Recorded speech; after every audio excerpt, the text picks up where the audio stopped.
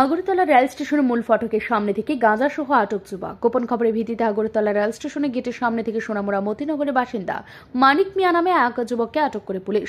তার কাছ থেকে 3 কেজি 300 গ্রাম গাঁজা উদ্ধার করে পুলিশ। মঙ্গলবার এই কথা জানিয়েছেন আমতলী থানার ওসি। তিনি বলেন, ওই গাঁজাগুলি চেন্নাই নিয়ে যাওয়ার উদ্দেশ্যে রওনা হয়েছিল সে। আমতলী থানার পুলিশ তাকে আটক করে জিজ্ঞাসাবাদ করে যাচ্ছে। তার সঙ্গে আরও একজন যুবক রয়েছে, তাকে ধরার জন্য চেষ্টা করেছে পুলিশ। মঙ্গলবার তাকে পুলিশ রিমান্ডে আদালতে তুলেছে পুলিশ।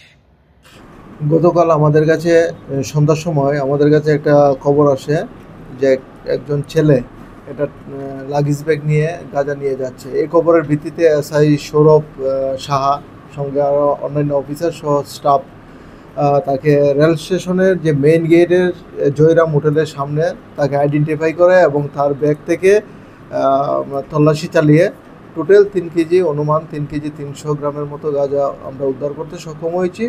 পরবর্তী সময় আমরা একটা স্পেসিফিক এনডিপিএস অ্যাক্টের মামলা নিয়েছি, যার number 79/2025 under section 20B 2B 27 ক্লজে অফ এনডিপিএস অ্যাক্ট।